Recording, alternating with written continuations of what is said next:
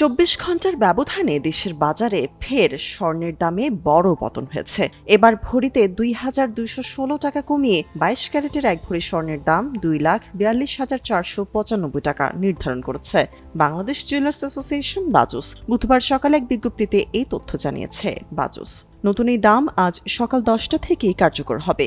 বিজ্ঞপ্তিতে বলা হয়, স্থানীয় বাজারে তেজাবি স্বর্ণের মূল্য কমেছে, ফলে সার্বিক পরিস্থিতি বিবেচনায় স্বর্ণের নতুন দাম নির্ধারণ করা হয়েছে।